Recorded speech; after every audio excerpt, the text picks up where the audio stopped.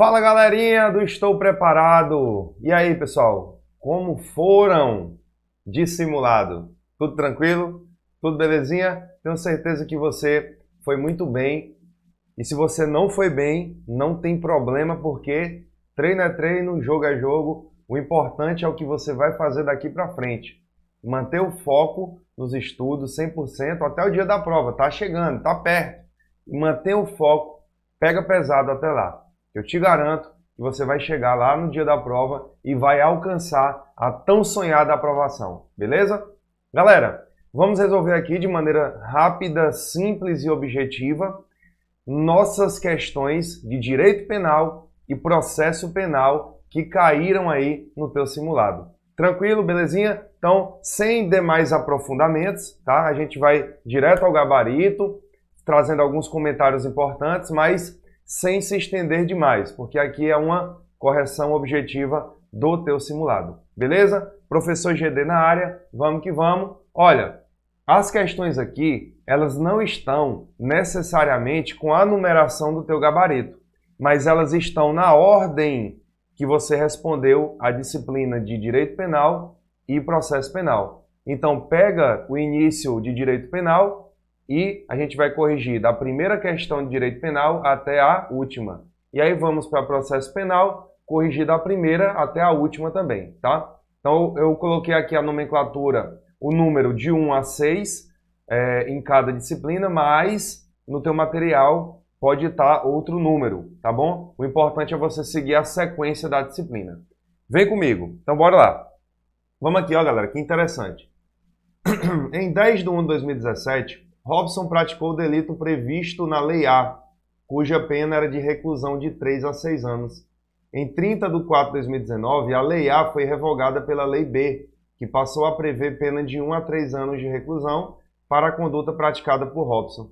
Ocorre que, em 20 de 5 de 2020, entrou em vigor a Lei C, revogando a Lei B e passando a atribuir à conduta praticada por Robson a pena de reclusão de 2 a 4 anos. Então vamos lá. O que é que tem no teu edital aí da Polícia Penal de Pernambuco?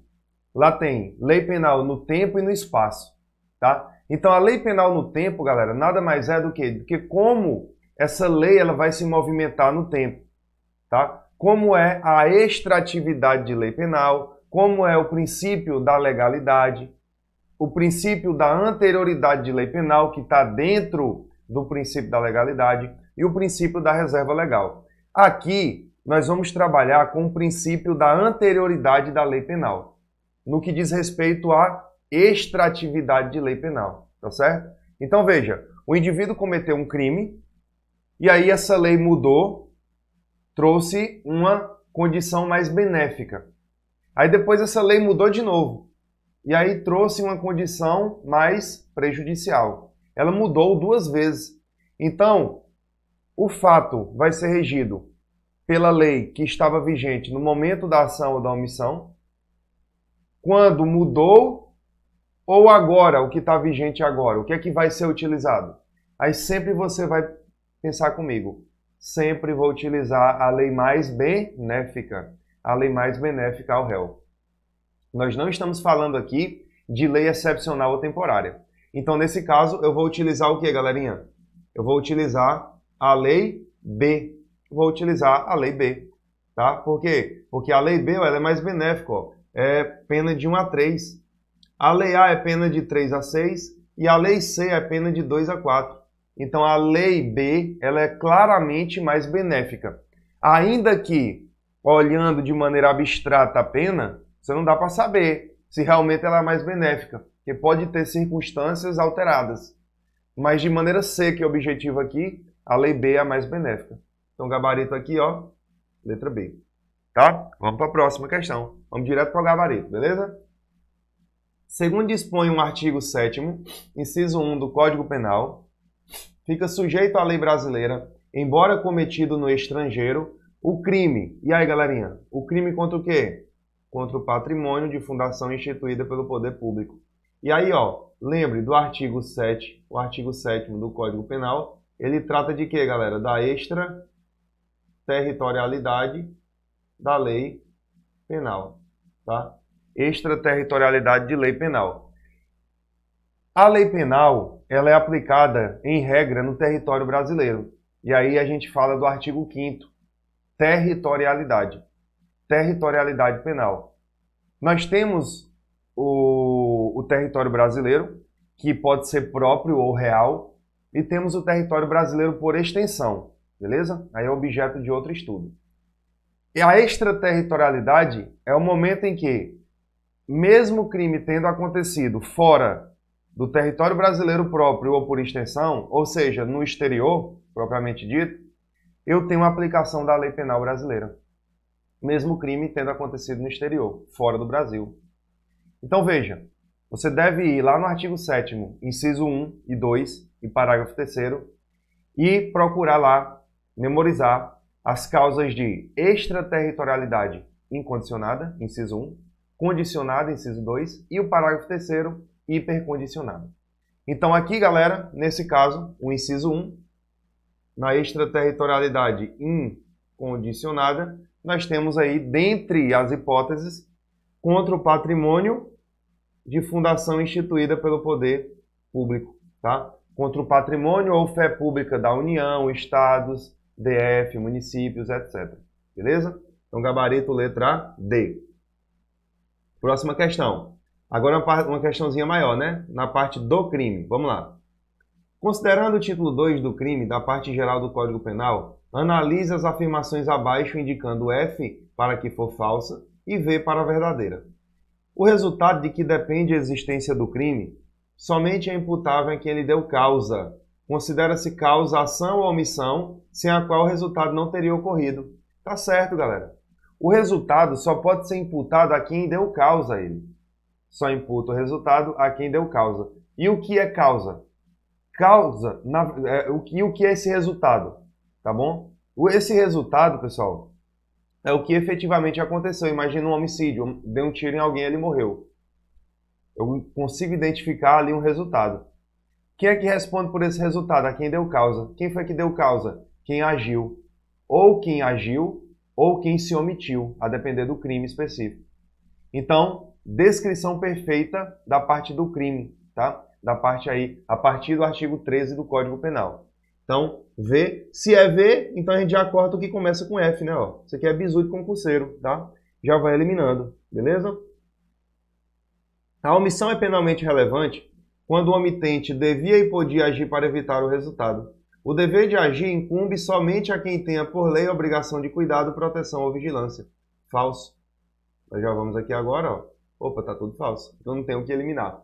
Galera, artigo 13, parágrafo 2º do Código Penal. O que é que nós temos? Relevância da omissão. Você não pode se omitir em determinados casos. Determinadas pessoas que a gente chama de agente garantidor, essas pessoas não podem se omitir em determinados casos. Por exemplo, você é um policial militar, você é um policial penal, você é um policial civil. Vamos dar o exemplo do policial penal.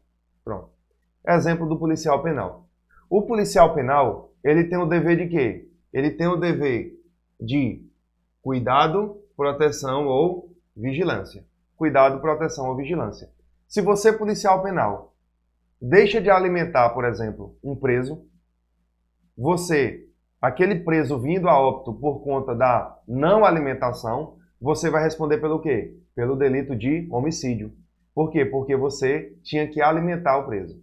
Não é tirar do bolso, não. É seu dever legal de alimentar. Tá bom? Então, como você deixou de alimentar o preso, deixou de proceder em um dever legal seu, e ele morreu, e o preso morreu por falta de alimentação, você vai responder por homicídio. Então, é por isso que, na sua omissão, responde pelo resultado. É como se você tivesse matado ele.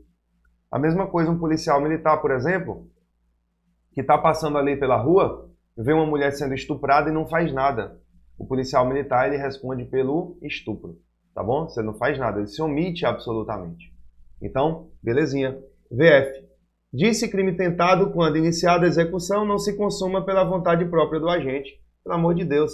Tentado é quando iniciada a execução não se consuma por circunstâncias alheias à vontade do agente. Alheias, tá? Opa, vamos voltar aqui então, ó. VFF. Então já corta aqui, ó, a letra B também. Só pode ser C ou D agora, né? Só pode ser C ou D. Então vamos lá.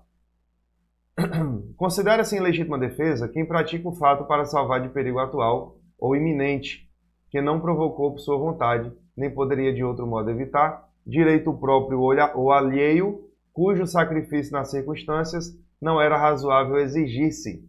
E aí, galerinha? Certo ou errado? O que é que vocês acham aí? Certo ou errado? Errado, né, pessoal? Falso. Porque aqui não é o conceito de legítima defesa. Aqui é o conceito de estado de necessidade. Tá bom? Então, o terceiro aí é o quarto item, F. Vamos ver aqui se já dá para cortar. Olha aí, ó. Já dá para cortar a letra D. Só sobrou letra C. A última não precisa nem ver, porque é tudo V, ó. Não precisa nem ver, né? Porque é tudo V. Então, ó, como está certo aqui, a gente já coloca certo, tá? Não tem ponto correr. Se o fato é cometido sob coação irresistível ou em estrita obediência à ordem não manifestamente ilegal de superior hierárquico, só é punível o autor da coação ou da ordem.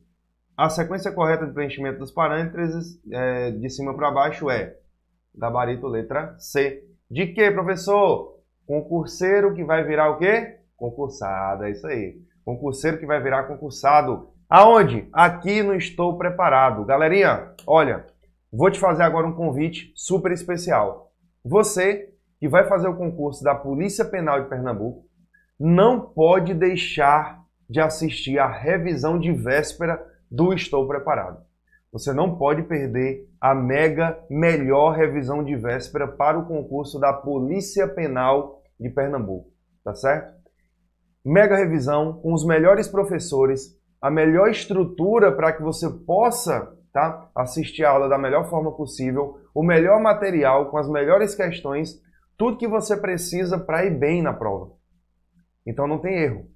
Revisão de véspera para a Polícia Penal de Pernambuco é aqui no Estou Preparado, beleza? E você que não é aluno ainda do Estou Preparado, siga o Estou Preparado nas redes sociais, se inscreva nesse canal, adquira já os pacotes, os cursos do Estou Preparado, tá?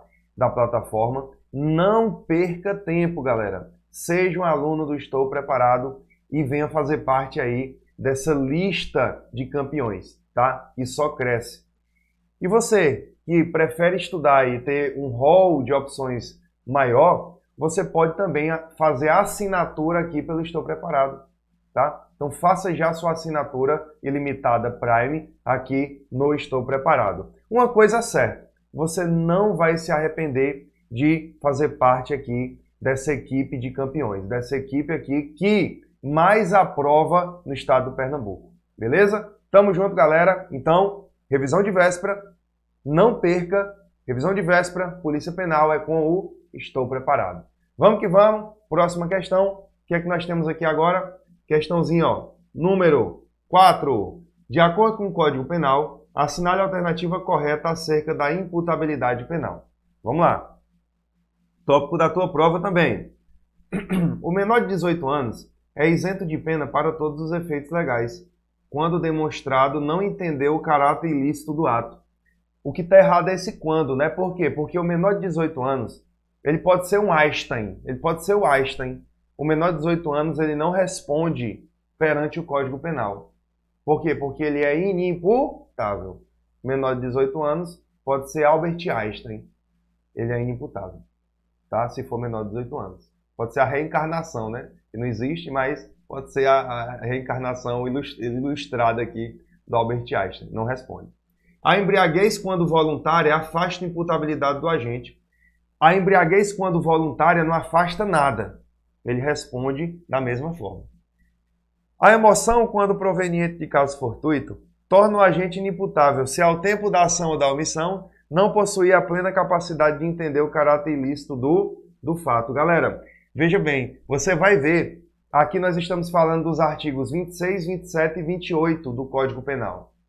A emoção e a paixão não excluem imputabilidade penal, bem como a embriaguez voluntária ou culposa também não exclui, tá bom? Então fique esperto nisso. Letra D. Ao agir sob efeito da paixão, o agente terá reduzido a pena de 1 a 2 terços. Não, nem emoção, nem paixão nem embriaguez voluntária e nem culposa exclui imputabilidade penal. Letra E.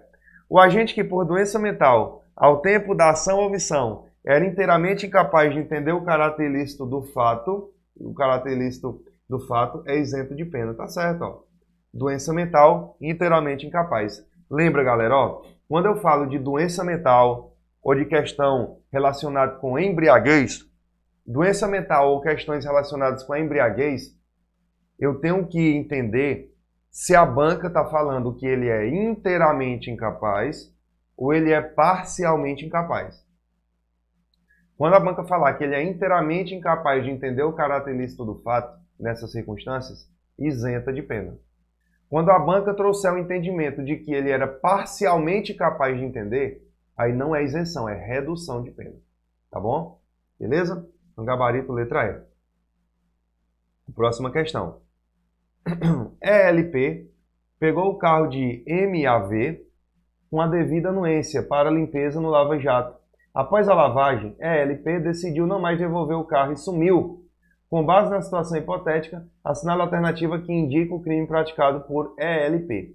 Galera, aqui é simples, tá? Questão tranquila. Veja, todas as questões que eu peguei, não fui eu que criei, são questões aí de nível médio, nível superior, tá? Que caíram nos anos de 2021 e também, a maioria, na verdade, nos anos de 2022 já, tá? Neste ano que vos falo. Beleza? Tranquilo? Então, ó, é importante saber a diferença dos crimes.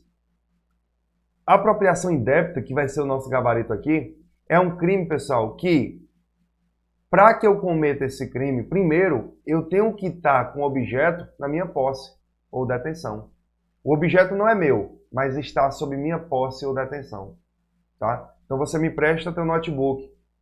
Eu peguei o notebook emprestado, eu não peguei o notebook com a intenção de não te devolver, eu peguei ele emprestado com a intenção de devolver. Mas eu mudo de ideia e não te devolvo mais. Apropriação indébita. Tá bom? Então vamos lá. Ó. Letra B. Beleza? Tranquilo? Pessoal, mas como é que você sabe que o indivíduo aqui na questão pegou o carro e desde o início ele tinha a intenção de devolver e depois mudou de ideia? Como é que o senhor vai saber disso? Porque a própria questão diz, ó, ele decidiu não mais devolver o carro. Então ele decidiu não mais devolver o carro. Se ele decidiu não mais devolver o carro, é porque ele tomou uma decisão posterior. Então quando ele pegou o carro, ele não tinha isso em mente. Tá bom? Beleza? Então gabarito letra B. Vamos próximo. Carla, sob influência do estado puerperal, desejando matar seu filho Guilherme, recém-nascido, que estava em uma incubadora no hospital onde acabara de nascer, levanta de sua cama e vai até o berçário, local onde seu filho se encontrava. Vamos lá. Lá chegando, Carla pega sua arma de fogo, aponta na direção da incubadora de seu filho e no momento do disparo, devido ao tranco da arma, acerta a incubadora ao lado da do seu filho, matando Joaquim, filho de Paula, outra paciente do hospital. Olha aí, galera. Então, ó, ela queria matar seu filho e acabou matando o filho de outra mulher, né? De outra mãe lá. Beleza. O que acontece aqui? Aqui é bem simples e objetivo, pessoal. Nós temos que verificar o tipo de erro. Aconteceu que tipo de erro aqui? Lembra, galera, dos erros acidentais. Eu tenho um erro do tipo, e no erro do tipo eu tenho duas classificações. Eu tenho o erro do tipo essencial, que é aquele erro que exclui o dolo, mas permite a punição por crime culposo se previsto em lei. E eu tenho o erro do tipo acidental, que aí é o erro sobre a pessoa, o erro sobre a execução, sobre o objeto, sobre o nexo causal, tá? Então veja, eu tenho o erro sobre o nexo causal, né? Beleza? Eu estou misturando latim com português. Então veja, galera, aqui aconteceu um erro sobre a execução, um erro na execução, ou chamado de aberratio ictus. Nesse caso específico, ela vai responder como se tivesse matado o filho dela. Ela queria matar o filho dela, só não matou por um erro de pontaria. Então é como se ela tivesse matado, ao invés de ter matado o filho da mulher que estava lá do lado, tá? Do filho da mulher que o filho estava do lado da incubadora do filho dela, ela errou, tá? E acertou o filho dessa mulher, ela queria matar o dela. Ela acertou o filho da outra mulher. Então nesse caso, aberratio ictus, erro na execução.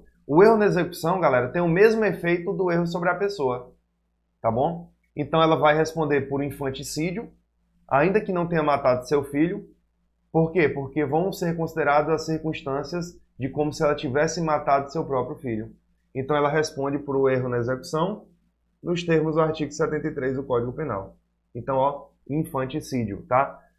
Que, diga-se de passagem, é um dos 4 crimes previstos na parte aí dos crimes contra a vida, tá? Nós temos aí homicídio, instigação, auxílio, instigação, induzimento e auxílio ao suicídio ou automutilação, infanticídio e as modalidades, as 3 modalidades do crime de aborto, tá bom? Então aqui é infanticídio, letra C. Belezinha, papai? Show de bola. Então agora vamos para processo penal, viu? Ó, agora você pega aí teu material bem bonitinho, processo penal agora, beleza? Vamos agora destrinchar aqui o processo penal. Na verdade, não tem muito o que se aprofundar aqui agora, é só correção do gabarito, tá? Então a gente vai bater em cima da resposta diretamente. Então vai lá, começando agora, galerinha, processo penal aí do teu simulado. Vem comigo. De acordo com o Código de Processo Penal, é correto afirmar. O que é correto afirmar? O Ministério Público não poderá requerer a devolução do inquérito à autoridade policial, senão para novas diligências imprescindíveis ao oferecimento da denúncia. Então, ó, o Ministério Público, ele é o quê? Ele é o dono da ação penal, dono entre aspas, né? Ele é o titular da ação penal. Então, o policial civil lá, o delegado, a polícia judiciária, ela abre o inquérito policial para quê? Para colher elementos de prova. Para dar o quê? Para dar legitimidade, para dar uma justa causa, é a palavra correta, à ação penal. Então, quando esse inquérito chega na mão do promotor de justiça, do Ministério Público, ele não pode devolver ao policial, a não ser que seja para determinar ou pedir novas diligências imprescindíveis ao caso. Diligências que sem elas não dá para resolver o caso. Então tá certo. Então gabarito letra A. Vamos ver rapidinho o que está errado nas outras. Após a realização das diligências cabíveis, caso a autoridade policial entenda não ter havido infração penal, ela deverá determinar o arquivamento dos autos. A autoridade policial nunca vai arquivar os autos aqui. O delegado não arquiva o inquérito policial, tá bom? Essa é a regra geral. Os instrumentos do crime, bem como os objetos que interessarem a instrução processual, deverão ficar sob guarda do depositário fiel. Não, galera, instrumentos e objetos do crime devem acompanhar os autos do inquérito policial. Eles acompanham, tá? Os autos do inquérito. Não fica em depositário fiel, não. Para verificar o modo e as circunstâncias em que ocorreu a prática da infração penal, é dever da autoridade policial proceder à reprodução simulada dos fatos. A reprodução simulada dos fatos, ela pode acontecer. Não é que ela vai acontecer, não. Ela pode acontecer, tá? E tem hipóteses que ela não pode acontecer. Quando tiver um grave risco à segurança pública, ou então quando o pessoal afetar o quê? A questão da moralidade. Por exemplo, o crime de estupro. Tem como ter reprodução simulada do fato, como aconteceu? Não tem como, tá? Então, não é dever, sim poder, tá? Tendo conhecimento do cometimento de um crime, a autoridade policial deverá imediatamente instaurar inquérito policial, que terá por fim a apuração de infrações penais e de sua autoria. Então, pessoal, ó, tendo conhecimento do cometimento do crime, a autoridade policial deverá imediatamente instaurar inquérito policial. Não, né? Não é deverá imediatamente. Aqui ele vai colher, ele vai fazer um levantamento, tá certo? E aí ele, dentro das circunstâncias cabíveis, ele entra, ele faz a abertura do inquérito policial, tá certo? Então, ó, não é esse deverá imediatamente instaurar inquérito policial, não, tá bom? Beleza? Tranquilo? Então, vamos lá, gabarito letra A, vamos para a segunda aqui, ó. Então, o que é que nós temos aqui na segunda? Repetida, é? Deixa eu ver aqui para vocês. Olha aí, galerinha, já se for uma questãozinha aí dada, uma questãozinha repetida aí para vocês, deixa eu conferir aqui, vou botar aqui para fazer essa conferência, né? Se for uma questãozinha aí repetida. Se for, não tem problema, tá? Vai ser aí gabarito para isso, galera. Foi repetida aí, tá? A questão, não tem problema nenhum. Vai ficar gabarito letra A, letra A.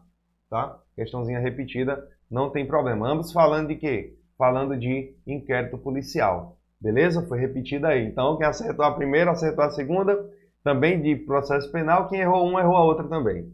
Tá bom? Beleza? Foi alguma questão aqui na formatação. Então, professor, se acontecer isso na prova, duas questões repetidas, o que acontece? Vale o gabarito correto. Não tem, aqui não é causa, presta atenção. Aqui, galerinha, não é causa de anulação, tá? Como muitos pensam. Causa de anulação é vício na questão. A questão aqui não tem vício, ela está duplicada. Ela não tem vício. Então, vale a questão. Agora, claro, não dá para a gente abordar novamente a mesma questão, tá? Então vai ficar gabarito A, beleza? A e A de novo, tá? Vamos para a terceira, olha aqui. Consoante a jurisprudência do Supremo Tribunal Federal e a do Superior Tribunal de Justiça, em regra, no caso do crime de lesão corporal resultante de violência doméstica contra a mulher, a ação penal será o quê? Galerinha, ó, lembra, se eu falo de lesão corporal,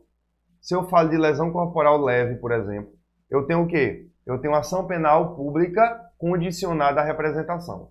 Uma ação penal condicionada à representação. Agora, se essa violência doméstica, se essa lesão corporal, proveniente de violência doméstica, eu tenho que tipo de ação penal? Aí, o STF já decidiu, tá? E também o STJ no mesmo sentido.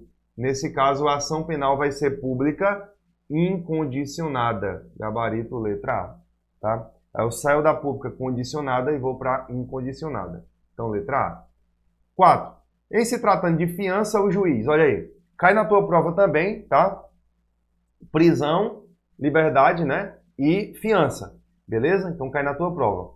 Galera, o juiz, ele pode dispensar a fiança a partir das características e das análises que ele faz ali do réu. Ele pode dispensar a fiança, ele pode reduzir em 2/3 ou aumentar em até 1000 vezes o valor da fiança. Então, ó, vamos lá. O juiz, letra A, poderá, em determinadas circunstâncias, reduzir até o máximo de 2/3 e aumentá-la em até 1000 vezes. Olha aí, galerinha. Então, o gabarito já é letra A, tá bom? Beleza? Letra B, ó. Poderá determinar o perdimento total do valor calcionado, caso seu quebramento injustificado. Não.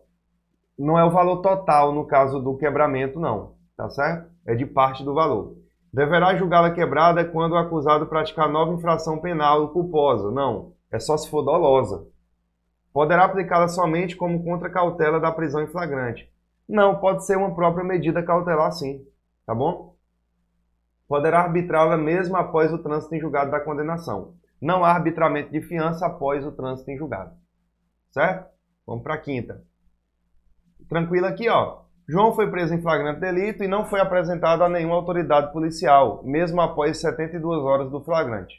Sem o envio do respectivo auto de prisão em flagrante, nem mesmo qualquer fundamentação ou justificativa para tal.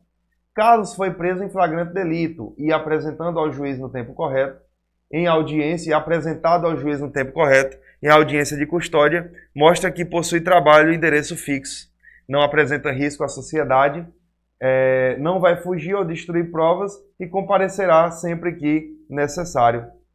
Pedro está cumprindo pena e, não obstante ter atingido os requisitos legais previstos para o livramento condicional, teve o pedido do benefício negado pelo juiz competente. Ato contínuo. A defesa de Pedro interpôs o respectivo agravo em execução, mas o Tribunal de Justiça, apreciando o recurso, negou-lhe provimento e manteve a negativa do benefício do livramento condicional. Então vamos lá. Aqui é aquele tipo de questão que só com a primeira hipótese tu já mata ela. Tu já mata a questão, só com a primeira hipótese. Meu amigo, a primeira prisão foi uma prisão o quê? Foi uma prisão ilegal. Prisão ilegal, o juiz vai fazer o quê? Vai relaxar. Então, prisão ilegal, o juiz relaxa, olha aí. Prisão ilegal, o juiz relaxa. E só relaxa prisão o juiz, né? Policial não relaxa prisão, não. As bancas gostam de botar que a autoridade policial deve relaxar a prisão. Não, é a autoridade judicial. Então, gabarito, letra E. A gente já pega aqui, galera, ó, sem nem muito problema, letra E, tá? Tranquilo? Então vamos lá. Eu trago aqui o gabarito. Próximo, com relação ao assistente do Ministério Público, é correto afirmar que... Então tem também a parte lá, né, no teu edital que fala... Eu acho que é a parte mais chata de processo penal. É muita competência besta, tá? Mas que pode cair na tua prova. Então vamos lá, galerinha. É correto afirmar que é facultativa a manifestação prévia do Ministério Público sobre sua admissão, assistente. Ele pode habilitar-se na ação penal pública e na privada. Ele pode ser admitido desde a fase do inquérito até a execução penal. Ele pode ser o ofendido, seu representante legal ou corréu do mesmo processo. E do despacho que admiti-lo ou negá-lo não caberá recurso. Letra E, perfeitamente aí. Do despacho que admitir ou negar o assistente não caberá o quê? Recurso. Beleza? Então, galera, é isso, tá? Me perdoe aí pela gafe da questão duplicada, não tem problema. As bancas também erram, né? Pior do que isso, tá certo? Mas eu tenho certeza que isso não afetou aí no teu desempenho. Na verdade, melhorou, né? Com certeza melhorou o teu desempenho. Galera, mais uma chamadinha aqui. Você que não adquiriu ainda, tá? Seu passaporte para maior revisão de véspera para o concurso da Polícia Penal do Estado de Pernambuco, adquira já aqui pelo Estou Preparado. Você vai encontrar o link aqui na descrição, tá bom? Para que você possa adquirir seu passaporte. Beleza? Pessoal, você que não é aluno do Estou Preparado, seja um aluno aqui da plataforma, tá? E tenha acesso aos melhores materiais, ao melhor conteúdo, videoaula e acompanhamento aí no que diz respeito às atualizações cabíveis e etc. Ou então adquira a sua assinatura ilimitada Prime, tá? Aqui pelo Estou Preparado. Belezinha? Então, galera, é isso. Muito obrigado aí pela participação de todos. Passo a bola agora, tá? Se tiver algum próximo professor agora, passo a bola para ele fazer as devidas correções também. Tamo junto, até lá, valeu!